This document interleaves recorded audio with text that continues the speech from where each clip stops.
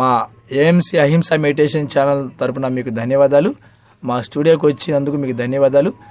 మీరు మీ పేరు, మీరు ఎప్పుడు ధ్యానంలోకి వచ్చారో మీ ధ్యాన అనుభవాలు మా ప్రేక్షకులకు పంచుకోవాలని కోరుతున్నాం.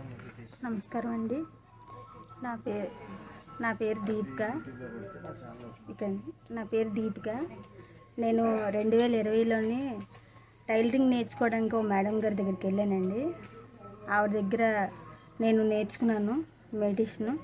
అంటే సడన్గా నేను లోపలికి వచ్చి కూర్చోండి అంటే వెళ్ళి కూర్చున్నాను. తర్వాత ఈ జ్ఞానం గురించి అన్నీ ఆవిడే చెప్పారు మాకు. మీది ఎవరు మేడం? మాది వైజాగ్ అండి. Okay madam. నేను ఆవిడ పేరు పద్మ గారు దగ్గర నేను నేర్చుకున్నాను మెడిటేషను. ఈ జ్ఞానంలోకి నేను చాలా ప్రాబ్లమ్స్లో ఉంటుండగా వచ్చానండి. ఇప్పుడు చాలా నా ప్రాబ్లమ్స్ అన్నీ చాలా క్లియర్ అయ్యాయండి బాగానా. అంటే ప్రాబ్లమ్స్ ఉన్నా వాటి నుంచి ఎలా నేను తప్పించుకోవాలో నేర్చుకున్నాను నేను. ఎందుకంటే అలాంటి వాటిని నేను పట్టించుకోవడం మానేశాను. నా ప్రాబ్లమ్స్ అయితే చాలా బాగా క్లియర్ అయ్యి నేను ఫ్యామిలీతో చాలా హ్యాపీగా ఉన్నానండి. మీరు బిఫోర్ మెడిటేషన్ మాంసం తినేవాళ్ళు మేడం? చేపలు, గుడ్లు? నేను ఈ మెడిటేషన్లోకి రాకముందు నీసు తినేవాళ్ళమండి. మెడిటేషన్లోకి వచ్చిన తర్వాత కూడా 6 నెలలు నీసు తిన్నామండి. 6 నెలలు నీసు తిన్న తర్వాత 6 నెలల తర్వాత నాకు ఎవరైతే మెడిటేషన్ నేర్పారో ఆ మేడం గారు ఇక్కడ తీసుకొని వచ్చారండి. ఈ అనంతగిరి తీసుకొని వచ్చిన తర్వాత పత్రిజీ గారు క్లాస్ చెప్పారు. అందులోని సార్ చెప్పారు, అంటే జీవహింస మహాపాపం కదా, మీరు జీవుల్ని కోసుకొని తింటున్నారు, అదే స్థానంలో మీ పిల్లలు కానీ ఉంటే మీరు కోసుకొని తినగలరా అని అడిగారండి. నేను దానికి కనెక్ట్ అయ్యాను. కనెక్ట్ అవ్వడం వల్ల నేను ఎప్పుడైతే నేను ఇక్కడి నుంచి ఇంటికి వెళ్ళానో అదే స్టార్టింగ్లో మానేశానండి. ఇప్పుడు నేను నీసు మానేసి 5 సంవత్సరాల దగ్గర అవుతుంది. Very good madam. నేను నీసు మానేశాను. మీ ఫ్యామిలీ అందరూ శాకాహారులేనా మేడం? అంటే మా పిల్లలు మా ఆయనగారు తింటారండి. మరి చెప్పలేదా మేడం మీరు? చెప్పానండి. చెప్తే మా ఆయనగారు ఒక మాట అన్నారు, మీరు అంటే ఈ విషయానికి మీరు కనెక్ట్ అయ్యి మీరు మానేశారు, నేను కూడా నా మనసుకు అనిపించిన రోజు నేను మానేస్తానని చెప్పారండి. ఈ విషయం మా మేడం గారికి చెప్పాను. చెప్తే ఆమె అన్నారు, నువ్వు మానేసావు, నిన్ను చూసే వాళ్ళే మారుతారు, నువ్వు ఫోర్స్ చేయొద్దని చెప్పారండి. ఓకే. మరి WHO మాంసం తినే వాళ్ళకి కరోనా వచ్చిందంటున్నారు. మరి మీకు భయం అనిపించట్లేదా? మీరు వినలేదా ఆ మాట? మరి మీ సార్కి మీ పిల్లలకి చెప్పలేదా కరోనా గురించి? మరి చెప్పానండి. చెప్పాను. కాకపోతే ఎప్పుడో మరి తింటున్నారండి. అంటే మీరు వండి పెడుతున్నారా? నేను వండరండి. Okay, very good madam. నేను వండను, మా ఆయన గారు మా అత్తగారు వండుతారండి. Okay madam. మరి మాంసాహారం పాపాహారం అంటారు కదా, రాక్షసుల ఆహారం అంటారు కదా, దాని యొక్క మీ ఉద్దేశం ఏంటి మేడం? మరి అంటే ఉద్దేశమే లేదండి, అది నిజమే కదండి. మరి అంటే నా మనసుకి తప్పు అనిపించింది, నేను మానేసాను. అలాగే మా పిల్లలకి మా ఆయన గారికి కూడా అది తప్పు అని అనిపించాలని, వాళ్ళు మానేయాలని నేను కోరుకుంటున్నానండి. మీ ఫ్యామిలీ, మీ రిలేటివ్స్ అందరికీ శాకాహారాన్ని ధ్యానాన్ని చెప్పారా మేడం మీరు? నేను చెప్పానండి.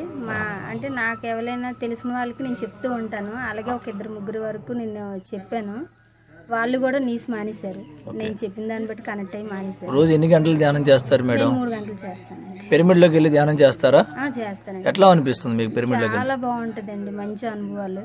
చెప్పండి మేడం, 1-2 అనుభవాలు. నేను స్టార్టింగ్లోని మెడిటేషన్కి వచ్చేటప్పుడు మా మేడం గారి ఇంటికాడ 2 పిరమిడ్లు ఉన్నాయండి. వాటి కింద నేను మెడిటేషన్ చేసేటప్పుడు నేను మహావతార్ బాబాజీ గారిని చూశానండి. అంటే నేను మెడిటేషన్ చేస్తున్నాను, ఓ మంచు కొండలు, అంటే నా మైండ్లో మంచు కొండలు బాగా వస్తున్నాయండి. అంటే నా బాడీ అక్కడే ఉంది కానీ నా సోలు మంచు కొండలుగా సిలిపోయింది. అలాగన ఒక పెద్ద గృహ ఉందన్నమాట. ఆ గృహలోని ఒక ఆయన మఠం వేసుకొని ఇలాగా మెడిటేషన్ చేస్తున్నారు. ఆయన ఎవరనేది నాకు తెలీదు. నేను ఇలాగ వచ్చిందండి కళ అనేసి నేను మా మేడం గారు చెప్తే ఆవిడ చెప్పారండి, ఆయన మహావతార్ బాబాజీ గారు అని. నేను ఆయన్ని క్లియర్గా చూశానండి, మహావతార్ బాబాజీ గారిని. మీకేం సందేశం ఇవ్వలేదు మేడం మీకు బాబాజీ? ఇచ్చారండి. ఏం సందేశం ఇచ్చారు? అంటే ఇదే ఎక్కువగా సాధన పెంచుకోవడం కదండి. అంటే ఇక్కడికి మీరు వచ్చారనేసి అంటే ఎంతో అంటే మీరు ఏదో నేర్చుకోవడానికి ఇందులోకి వచ్చి ఉంటారు, దాన్ని నేర్చుకోవడానికి ట్రై చేయండి అని. మీరు ధ్యానంలోకి వచ్చిన తర్వాత no doctor no medicine madam? లేదండి, నేను మెడిసిన్ అయితే తీసుకోవట్లేదు. నేను కనీసం నాకు తలబాధ వచ్చినా నేను ఒక మెడిసిన్ వాడనండి. ధ్యానంలో తగ్గించుకుంటారా? తగ్గించుకుంటానండి. ఓకే. మెడిసిన్ వేయను. నేనైతే ఒకటే మాట అంటాను, నాకు ఏదొచ్చినా నాకు మహా అవతార్ బాబాజీ గారు ఉన్నారు, మాస్టర్స్ ఉన్నారు, వాళ్ళే క్లియర్ చేస్తారు అనుకుంటాను. నేను వాళ్ళ మీదే డిపెండ్ అవుతాను. మీ ఆత్మని మీరు ఉద్ధరించుకోరా? వాళ్ళ మీద డిపెండ్ అవుతారా? అంటే నా నమ్మకాన్ని పెట్టి నేను ఫాలో అయిపోతానండి. అంటే కృష్ణుడు భగవద్గీతలో ఎవరి ఆత్మను వాళ్ళే ఉద్ధరించుకోమన్నాడు కదా, బుద్ధుడు ఎవరి జ్యోతిని వాళ్ళే వెలిగించుకోమన్నాడు కదా. అంటే నేను అంటే మాస్టర్స్ ఉన్నారని నేను ఎప్పుడైతే బాగా నమ్మానో, నా నమ్మకం పెట్టే కదండి నా ఒంట్లో ఉన్న ప్రాబ్లమ్స్ అని నేను క్లియర్ చేసుకుంటున్నాను. నా నమ్మకాన్ని పెట్టే కదా, మీ ధ్యానం ద్వారా, నా జ్ఞానం ద్వారా, దాన్ని బట్టి నేను క్లియర్ చేసుకుంటున్నాను అన్ని కూడా. మీరు అమావాస్య ధ్యానం, పౌర్ణమి ధ్యానాలు చేస్తూ ఉంటారా? చేస్తానండి. ఎట్లా అనిపిస్తుంది మీకు ఆ టైంలో మేడం? బాగుంటుందండి, మంచి అనుభవాలు తీసుకుంటాను. నేను ఎంత టైం చేయాలనుకుంటున్నానో అంత టైం చేస్తానండి.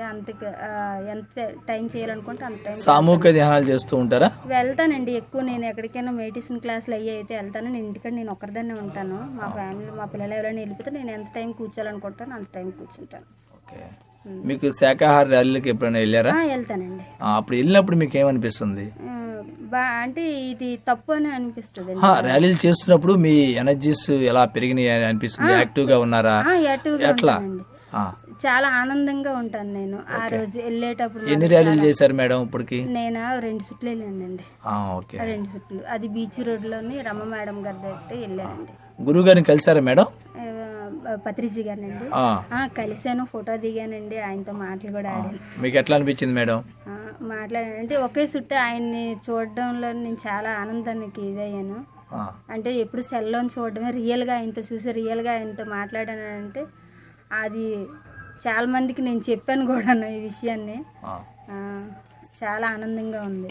ఇక్కడ ప్రకృతి వ్యాలీ మీకు ఎట్లా ధ్యానం ఎట్లా ఉంది మేడం? ఇక్కడ చాలా బాగుందండి. నాకు ఇప్పుడు ఇంటికి వెళ్ళాలి. ఎన్ని రోజులు అయింది మేడం మీరు వచ్చి ఇక్కడికి? మేము నిన్న ఉదయం వచ్చామండి. ఓకే. నేను 5 సంవత్సరాలు బట్టి వస్తున్నానండి ఇక్కడ. ఓకే. ఓకే. ఇక్కడ అరిటాకు భోజనం పెడుతున్నారు కదా 3 పూట్ల, మీ అభిప్రాయం ఏంటి మేడం ఇక్కడ దాని మీద? నాకు చాలా ఇష్టం కూడా. ఓకే. చాలా బాగుంది, చాలా ఇష్టం. చాలా బాగున్నాయి భోజనాలు అయ్యి.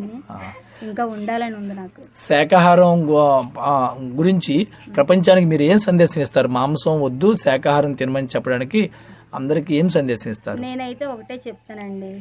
అంటే భూమి మీద మనం ఎలాగైతే నివసించడానికి వచ్చామో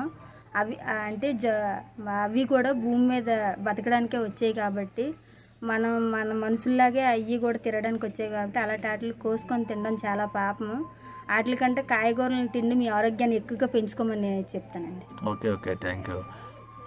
ఇంకా మీ ఆధ్యాత్మిక జీవితం మీకు ఎట్లా ఉంది? మీకు చాలా బాగుందండి. ఓకే. ప్రపంచానికి మీరు ఏం సందేశం ఇస్తారు ఇంకా ధ్యానాన్ని గురించి, శాకాహారం గురించి కానీ? నేనైతే ప్రపంచానికి నేను ఇందులోకి వచ్చి చాలా మారాను. అలాగే అందరూ కూడా మెడిటేషన్ అనేది నేర్చుకొని చాలా బాగా మారాలని కోరుకుంటాను. చిన్నపిల్లలకి మీరు మీ ఒక తల్లిగా చిన్నపిల్లలప్పటి నుంచి ధ్యానం చేయమని చెబుతే ప్రోత్సహిస్తారా? వాళ్ళకి మీరు ఏం సందేశం ఇస్తారు? తల్లులందరికీ, మీలాంటి తల్లులందరికీ, మాలాంటి తల్లులందరికీ అంటే నేను ఇదే చెప్తానండి. నేను ఇందులోకి ఎలా అయితే వెళ్ళానో అలాగే మీరు వచ్చి నేర్చుకోండి అని చెప్తాను. నేను వాళ్ళ పిల్లలకి ధ్యానం నేర్పించమంటారా? పిల్లలకి ఇద్దరికి కూడా అలాగే చెప్తున్నానండి. మీ పిల్లల్లాగానే అందరు తల్లులకి చెప్పండి, మీరు ఏం సందేశం ఇస్తారు చెప్పండి. అలాగే చెప్తానండి. చెప్పండి. అదే ఈ విషయమే చెప్తాను. నాలాగా మెడిటేషన్ చేసి బాగా మీ పిల్లల్ని, మీరు మీ కుటుంబాన్ని మార్చుకొని మిమ్మల్ని చూసి కొంతమంది మారినట్టు అవకాశాన్ని ఇమ్మని కోరుతానండి. ఓకే. Thank you madam. మీరు ఇంత చక్కటి సందేశం ఇచ్చినందుకు మా అహింసా ఛానల్ ద్వారా మీకు మరొకసారి ధన్యవాదాలు. అహింసా మెడిటేషన్ ఛానల్ సబ్స్క్రైబ్ చేయండి, చేపించండి. ఇది అతి త్వరలో శాటిలైట్ ఛానల్ కావాలి మీ అందరి సహకారంతో. Thank you madam. Thank you అండి ఈ అవకాశాన్ని ఇచ్చినందుకు.